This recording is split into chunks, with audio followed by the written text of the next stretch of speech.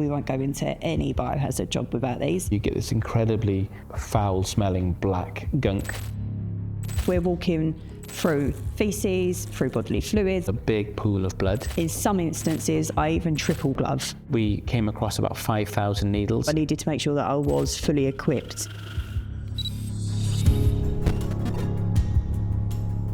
My name is Ben Giles and I've been a crime scene cleaner for the last 30 years. My name's Lauren Baker and I'm a crime scene and biohazard cleaner. As a biohazard cleaner and a crime scene cleaner, we clean up bodily fluids, hoarded properties, unattended deaths and trauma cleans. I'm going to show you a few little gadgets that we use to make our job a little bit easier. Today I'm going to be showing you some products and equipment that are used in mainstream crime scene cleaning, a range of products for forensic cleaning and also for removing and sanitizing situations we come across.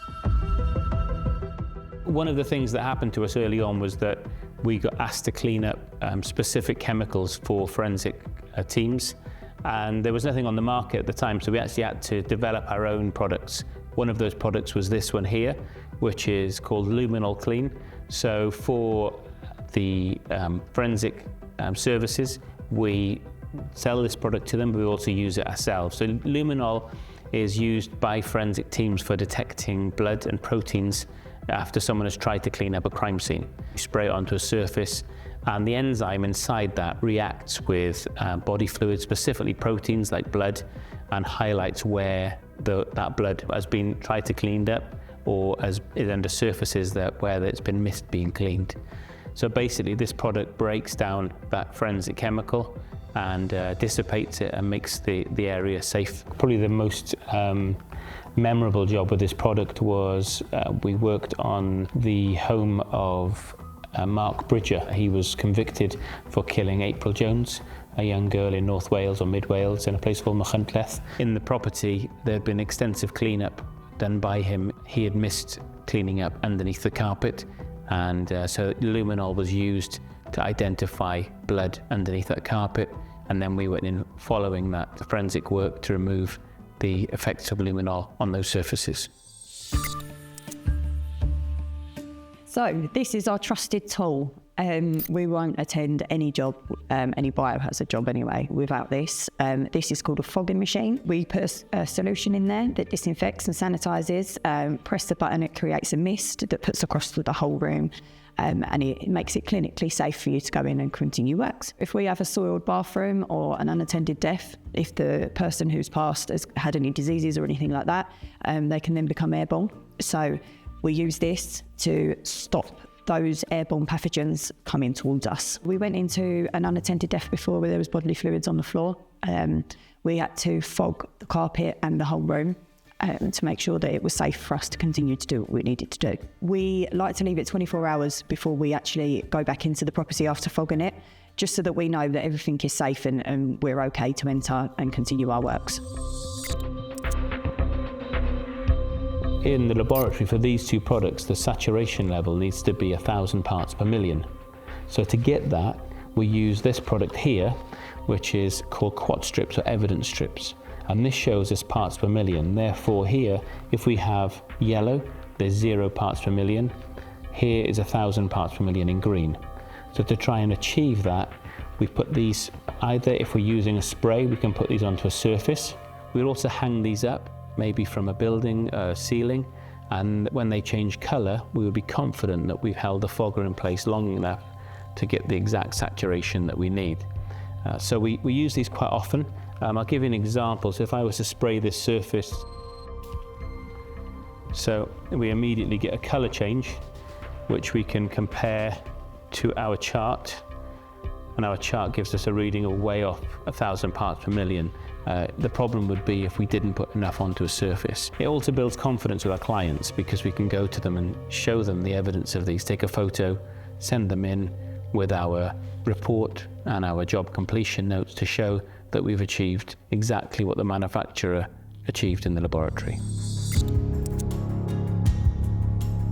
So this product here is a product called Biotrol 4-in-1. Typically and historically, there's been this real difficulty of having a really good cleaning product that is also a really good sanitizer. Historically, if one was good, the other was poor. So if you had a good cleaning product, the actual surfactants in that product which were brilliant for cleaning, would sometimes damage the sanitizer or affect the biocide that's inside that product. And this product has been a bit of a game changer. So the 4-in-1 means that it's a sanitizer, it's a deodorizer, it's a stain remover, and it also is a cleaner. Interestingly, when you spray it on blood, it actually turns blood green. It works incredibly well for removing blood. It's brilliant for other things as well, like nicotine. You can spray it onto a wall with nicotine, it would just all run off. So it's a really, really good product, and we use this day to day. It's a kind of our go-to product. When we gave it to one of our network to try and say, can you have a go and see what you think? He came back and he said, it just eats blood. He said it was absolutely amazing. It just runs right the way through it, cleans it all, removes it off of surfaces. If you have blood on a surface that's been painted, specifically with an emulsion paint, the slightest movement on that surface, normally the paint comes off. But because this has got such a good surfactant in it, it gets underneath the stain and then leaves the paint, which means very often we don't need to redecorate.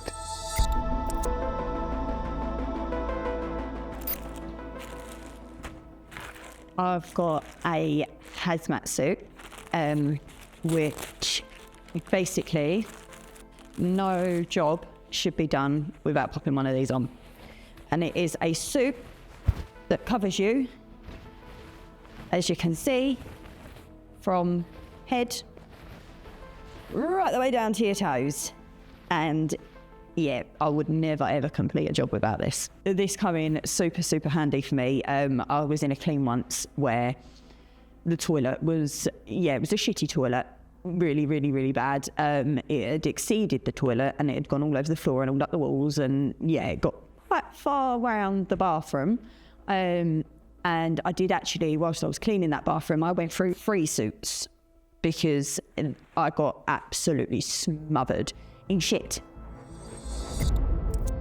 So this is a protein pen, and typically they have inside a Q-tip, like a cotton wool Q-tip, and in the top they have an enzyme. And with this is just purely used to identify protein levels.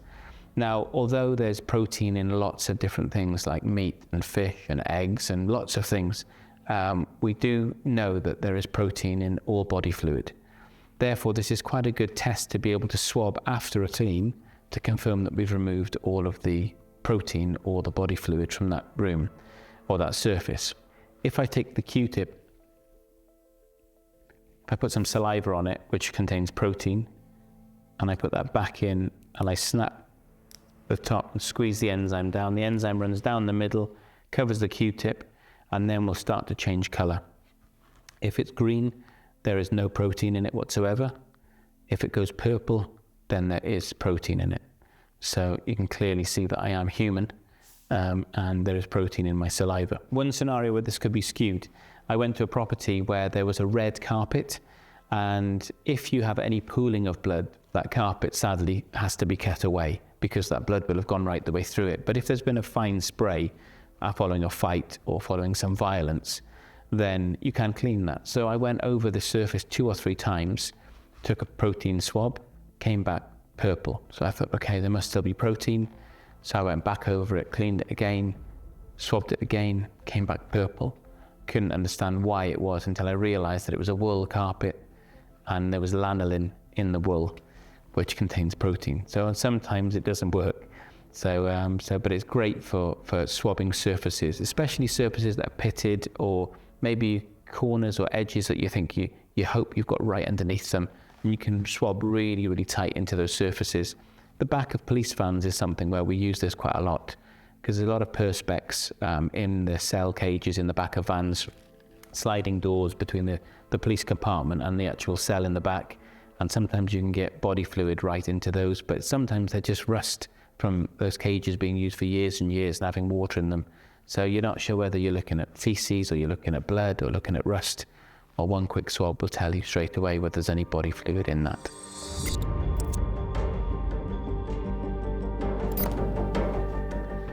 So this machine is called an ozone generator.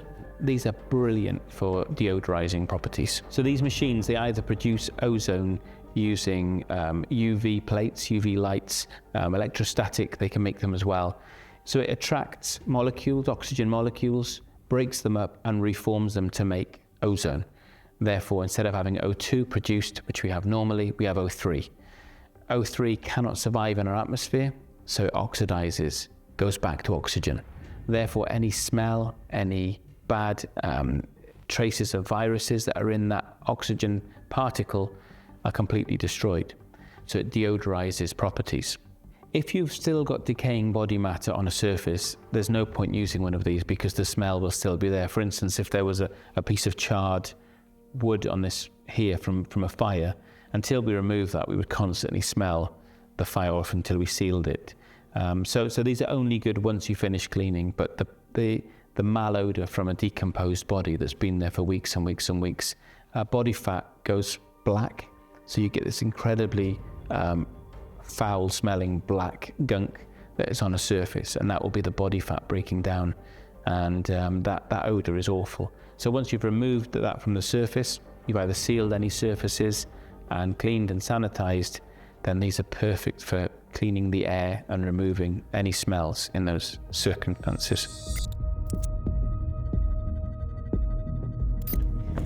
My toothbrush. This is cool, this is. So this is a magical little tool that, again, most people have in their home, toothbrushes. This is slightly different, but we do use more toothbrushes. We've got the little circular bit up the top, which is slightly smaller, and then we've got the little toothbrushy bit on the side.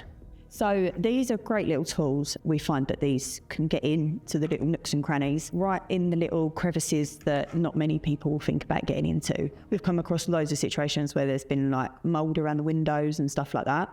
And they're easily disposable. So we can obviously clean the mold around the windows, get into the little corners so all the little grotty bits get out, and we can just throw them.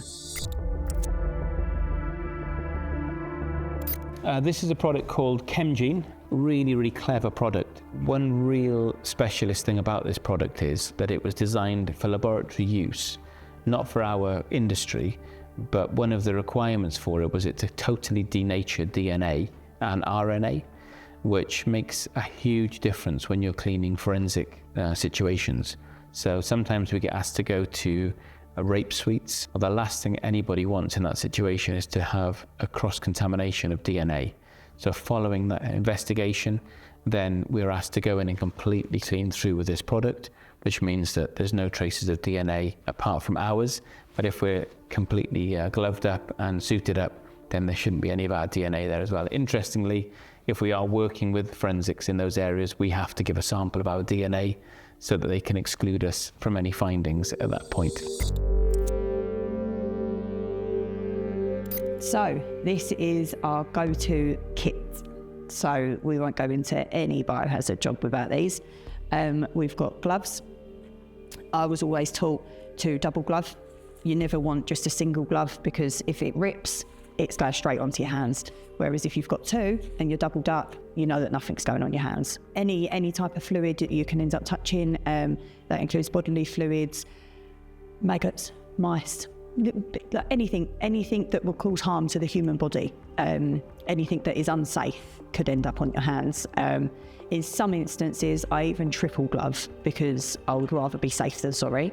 And then we would have our goggles, because again, things do become airborne. Here we have an FFP3 mask, which is a respiratory mask.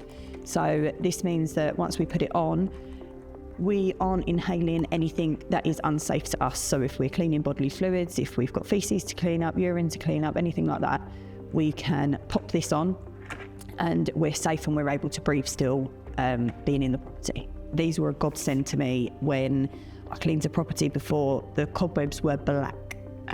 So they'd been there for a very long time. They were draped right across from one side of the ceiling to the other. And as you're cleaning them, obviously bits and pieces are falling down, which is where these come in really, really handy, because you know that none of that you've taken off of the ceiling is actually, you're not inhaling any of it. So it makes it safe for you to be able to use.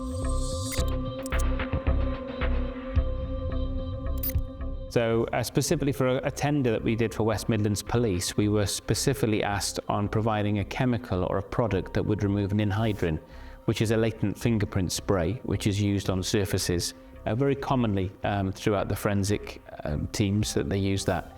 There was nothing on the market specifically for removing Ninhydrin. Therefore, we came up with this product ourselves, worked with a company, a chemistry company, that developed it for us. Ninhydrin typically is like a purple spray, so it leaves a purple staining on surfaces. We have had situations where there's been multiple rooms that are covered in Ninhydrin, where the police have tried to detect fingerprints throughout to try and convict someone on the basis of that happening, that murder that happened in that place. We've had many times where the skirting boards have just been thick with hair, and as much as cloths and a bucket of hot soapy water is helpful, doesn't really do what you need it to do, because all you're doing is just smearing the hair from one side to the other. We've got to a bit of a technique where the top layer, you can break it down. So one layer off, you've still got your green on there. And 2 layers off, and you've still got your green on there. So you can get a few uses just out of one head, whereas a cloth, you're only using that cloth once, and you've got to then go to another cloth and another cloth and another cloth. This saves you from doing that, and you're not transferring as much. People always tend to forget about their skirting boards. We've had hoarders before that haven't actually been able to reach their skirting boards because their house has been too hoarded. And then in that instance, we then clear away everything around the area, and we can get this out and we can give that a good clean off afterwards. And it just makes our life that little bit easier.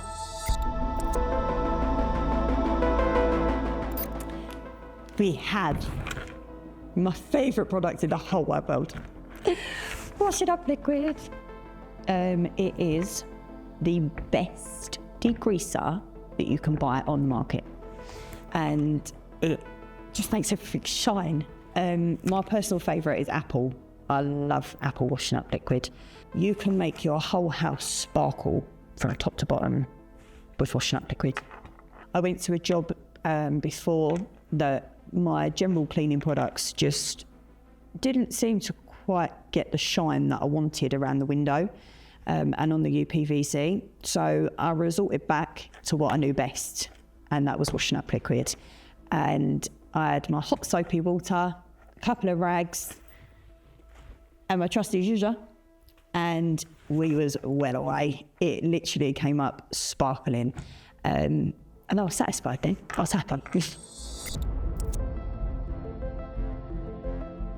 Sometimes we go to a property where there's been a fresh murder or a fresh scene that's happened. Sometimes we go to properties and it's quite old, so we don't know. For instance, as an example, if there's been a murder in a property, sometimes it can take weeks and weeks and weeks before forensics have finished what they're doing, or someone's actually convicted and the keys get given back to the owner. Other times we attend places where it's very wet, it's just happened, so we might get a call either from somebody who's had an accident, a severe accident in a property, or other times there's been the police have called us very early on where there's been a murder happen and they want it cleaned very, very quickly.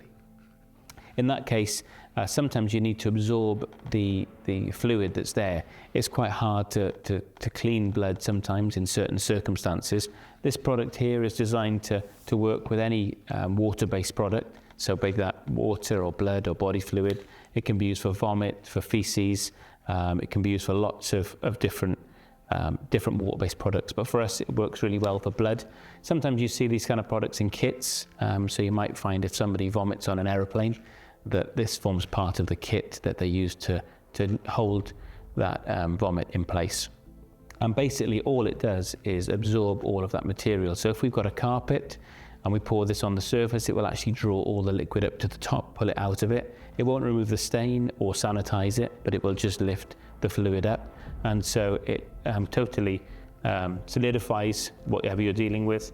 And then we've still got some powder left, but it holds it completely in place. So that means you can just then use a scraper or a spatula to be able to remove that. One property where it stands out that I remember using this was a property where an elderly woman went to get onto a stair lift to go down her stairs, and unfortunately her husband had gone down before her on the stair and to make a cup of tea. She mistakenly thought the seat was at the top. She went to sit down, missed the seat that wasn't there, fell down the stairs and injured herself quite severely. On the base of the stairs was a wooden floor, and there was a big pool of blood, from actually quite dark blood from where she'd injured her head. And so this absorbent is fantastic for that, so it can be sprinkled on. It's also got a deodorant in it as well, so it deodorizes some of the smell if there is a smell. And then we can easily scrape it up using spatulas and scrapers to remove it. So we did that on that job. Interestingly, if there's ever a pool of blood on carpet, although this will pull the stain up, the carpet has to be cut out, because this will never remove the stain or the body fluid or the potential infection from underneath that carpet or underlay.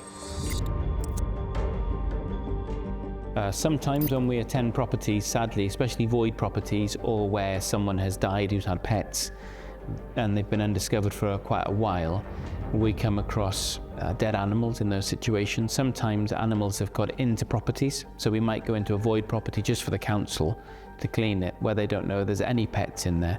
And if while we're cleaning we come across a dead animal, specifically a cat or a dog, they are all microchipped. Now, one quick swipe over the neck of the animal, the back of the neck of the animal, will identify the pin, the chip number of the animal.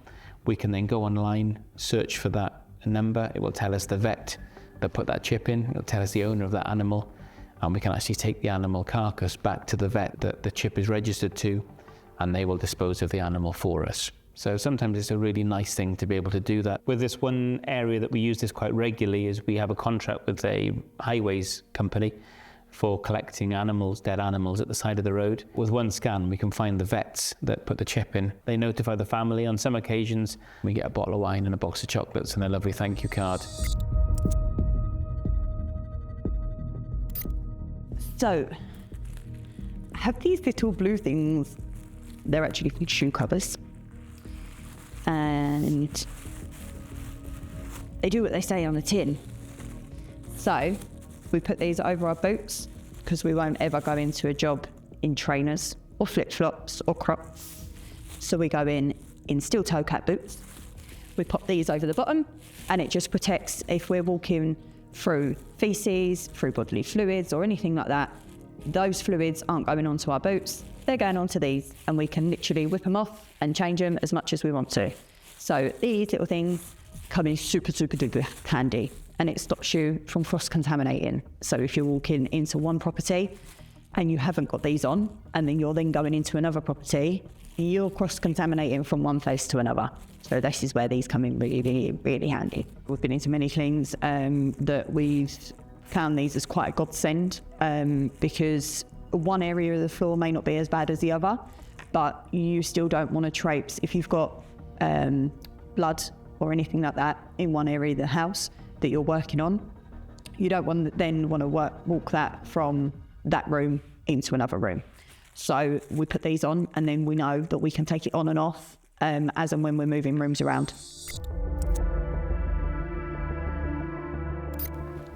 This one is really simple. It's just an endoscope camera, fits on to a mobile phone. You can just join it with any mobile phone. They are absolutely brilliant for searching underneath floors, if there's cracks in floors, to see if there's any needles that have fallen through, any sharps, or if body fluid has dripped through. We can check an area before having to rip up a floor. Sometimes also we go into a property where people have just got holes in their walls and they've been putting needles in them. We don't know whether the needles have gone all the way down or whether they're confined to an area. So before we take all of that wall or that covering down, we can specifically target an area with a camera, first of all, to check how far down or what's the fallout behind that wall. So we cleaned a property in Bath called Avonside House on the train station, where we came across about 5,000 needles in that property from extensive drug use. What was interesting was there was a hole in the floor, and we decided to use the endoscope camera to search down through that hole. When we did, we expected just to find a small void, but actually we could see that there was another room underneath. We weren't aware, no one had told us there was a basement And when we finally managed to access that by another area which the floorboards were loose, we went under there and there was hundreds and hundreds of needles that had been dropped through that floor. So it proved valuable to be able to identify that extra room that no one knew about.